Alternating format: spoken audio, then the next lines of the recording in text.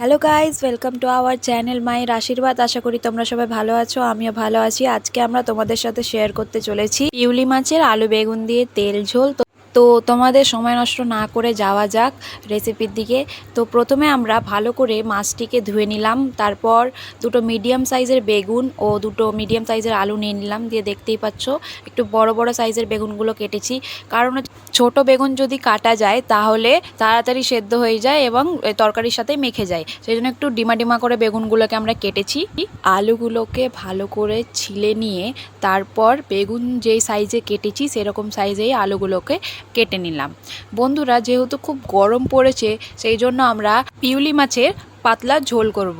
আর যেহেতু বন্ধুরা খুব গরম পড়েছে সেই জন্য হালকা মশলা দিয়ে পাতলা ঝোল। বন্ধুরা, যারা বয়স্ক এবং যারা অসুস্থ, যারা তেল মশলা খাওয়া বারণ, তাদের পক্ষে এই রেসিপিটা খুবই উপকারী। আরও সেই কারণেই রেসিপিটা শেয়ার করা তোমাদেরকে।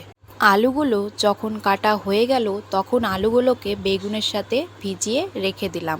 তারপর দুটো পেঁয়াজ নিয়ে পেঁয়াজগুলোকে মিডিয়াম সাইজে ভালো করে কেটে নিলাম।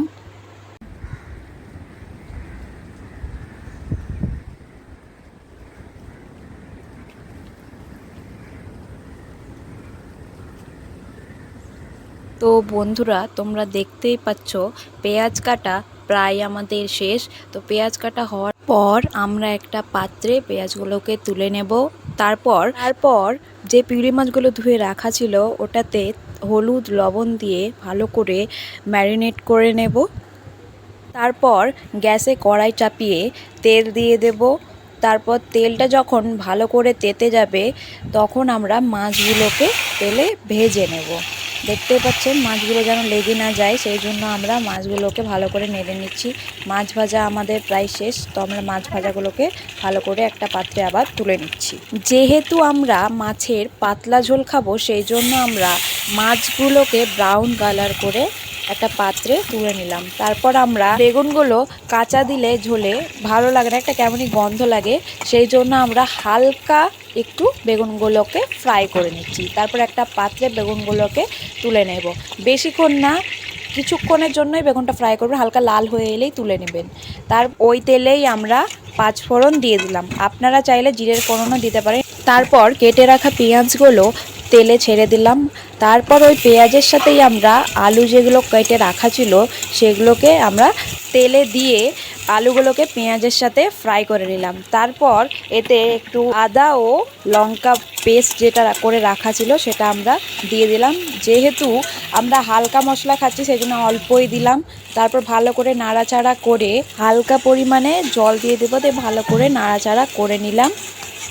ভালোভাবে নাড়াচাড়া হয়ে গেলে এতে একটু হলুদ, লবণ পরিমাণ মতো এবং 1 চামচ মতো জিরের গুঁড়ো ছোটো চামচের।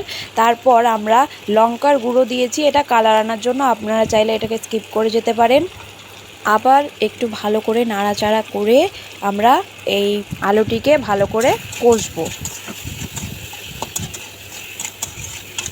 তো বন্ধুরা, যেহেতু মশলা থেকে গন্ধ বেরোয় ভালো করে না কষলে, সেই জন্য জিনিসটাকে একটু ধৈর্য ধরে কষতে হবে। দেখতেই পাচ্ছ কালারটা কি সুন্দর চলে এসেছে এবং হালকা হালকা লেগে যাচ্ছে, সেই জন্য আমরা আবার একটু জল দিয়ে আবার ভালো করে একটু কষে নেব। জলটা একটু বেশি করে দেবেন যেহেতু আলুটাও সিদ্ধ হতে হবে সেই জন্য।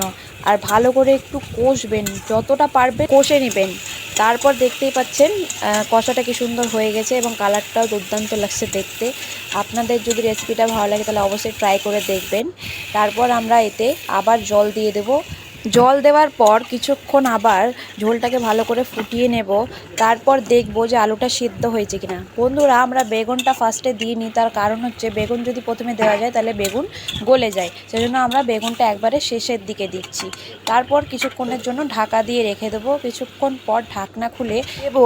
তো দেখতেই পাচ্ছেন ঝোলটা একটু মরে গেছে, আর আমরা যেহেতু বলেছি একটু ঝোল ঝোল রান্না করব সেই জন্য আবার একটু জল দিয়ে ঢাকা দিয়ে জলটাকে ফুটিয়ে নিলাম।